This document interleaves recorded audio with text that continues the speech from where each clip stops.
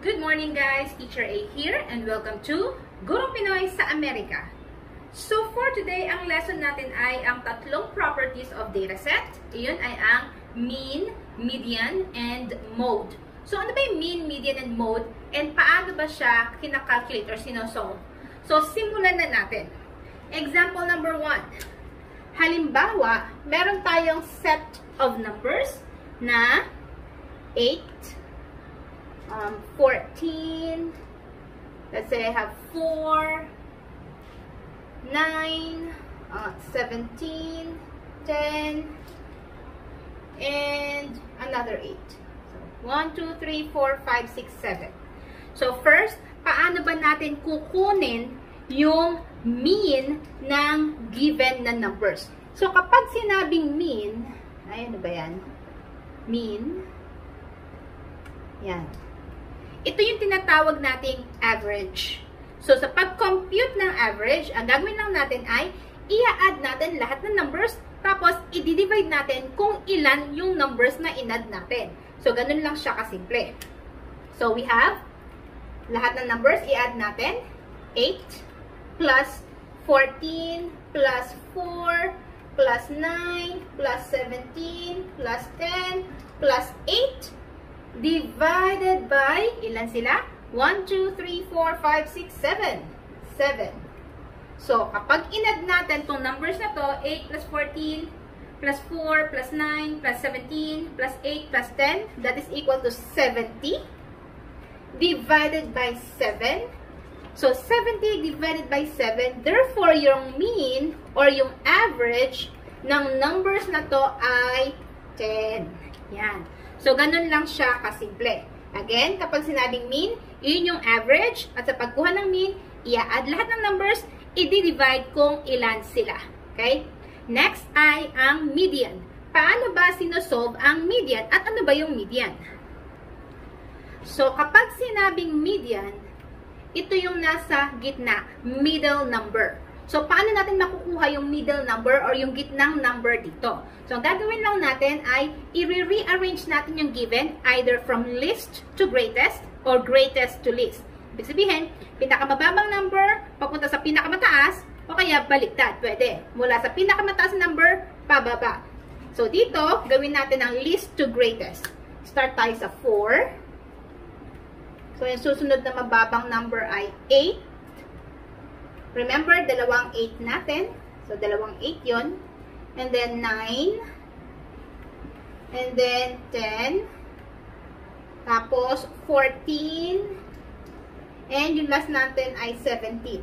So, 1, 2, 3, 4, 5, 6, 7. So, 7 numbers yun. Ibig sabihin, yung gitna ng 7 numbers ay ang pang-apat. Yan. Ito yung gitna. Bakit? Kasi we have 1, 2, 3 sa kaliwa. 1, 2, 3 sa kanan. So, sa 7 numbers, yung gitna ay yung pang-apat. So, based dito sa given natin, ang panggitnang number natin ay 9. Therefore, ang ating median sa given na set na numbers ay 9. Ulitin natin, kapag sinabing median, iyon yung gitnang number at para makuha yung gitnang number, i-rearrange natin yung numbers natin from pinakamababa, pataas, or pinakamataas, pababa. Okay? And the last one ay ang tinatawag na mode. Ano ba yung mode at paano siya sinosolve? So, kapag sinabing mode, mula sa set ng numbers natin, ito yung most occurring number. Yun yung pinakamaraming beses nag-appear. So, tingnan natin yung set of numbers natin. Meron tayong 8, 14, 4, 9, 17, 10, 8. Kung mapapansin nyo, iisa lang, dalawang ating 8, isang 14, isang 4, isang 9, isang 17, isang 10. So, yung dalawang beses na ulit ay ang 8. So, therefore, ang mode natin ay 8. So, ganun lang siya kasimple. Okay? So, let's have our second example. So, this time, ang given natin ay 76, 80, 70, 90, 85, 84, 78, 80, 85, 87. So, simulan natin sa mean. Again, kapag sinabing mean, yun yung average. So, ibig sabihin, i-add lahat ng numbers. So, we have 76 plus 80, plus 70, plus 90, plus 85, plus 84, plus 78, plus 80, plus 85, plus 87, and then i-divide kung ilan silang lahat. 1, 2, 3, 4, 5, 6, 7, 8, 9, 10. So, meron tayong 10 numbers sa ating set. So, adding itong lahat ng numbers na to, this will give us 815 divided by 10. Therefore, ang ating mean ay 81.5.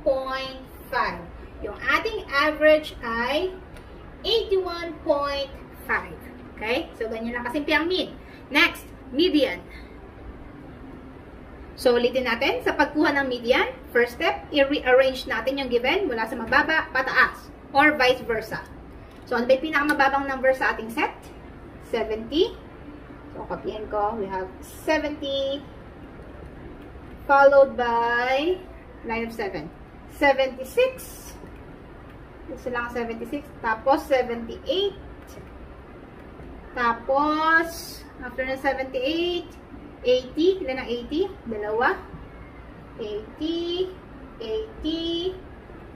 After ng 80, 80 ay 84. Tapos, dalawang 85. Tapos, 87. And then, 90. Yan. So, ilan ang numbers natin? Kanina, nung sinove natin yung mean, meron tayong 10 numbers. 1, 2, 3, 4, 5, 6, 7, 8, 9, 10. So, ano yung gitna ng 10? So, nasa gitna ng 10 ay ang 5 and 6. So, yung pang-5 at pang-6. Kasi, even number, ang total number natin, kasi 10 is an even number, pag ganun ang kaso, kukunin natin yung dalawang nasa gitna. Okay? So, 1, 2, 3, 4, 5. So, 80. And then, yung pang-6 ay 84. So, paano natin isusolve ang median kung dalawa yung nasa gitna? So, gagamitin natin yung inaral natin kanina sa mean. Kukunin natin yung average ng dalawang number na to. So, we have 80 plus 84 divided by 2. So, 80 plus 84 ay 164 divided by 2. Therefore, 16 by 2 is 8. 4 by 2 is 2. So, therefore, ang ating median ay 82. Okay? So, kung mapapansin nyo, yung 82 ay wala sa given, pero yun yung middle number. Okay? Last one ay ang ating mode. So, kapag ulit sinabing mode, ito yung number na nag-o-occur ng mas maraming beses kesa sa ibang number. So, yung 76 natin, isang beses lang siya. Yung 80 natin ay 2. Ang 70 ay isa lang. Ang 90 ay isa lang. Ang 85 ay 2 din. 84 isa lang. 78 isa. 87 isa. So, yung 80 tsaka 85, pareho silang 2 beses lumabas sa ating set of numbers. So, therefore, ang mode natin ay 80 and 85. Silang dalawa yung mode natin. Kasi, silang dalawa yung twice lumabas. Okay? Pero kung halimbawa, ang 85 ay 3 beses lumabas, at si 80 ay 2 lang, so therefore, si 85 ang ating mode. But since sa given natin, same sila, so therefore, pareho silang mode natin.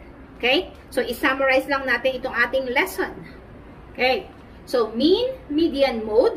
Kapag sinabing mean, kino-compute lang natin yung average. Average.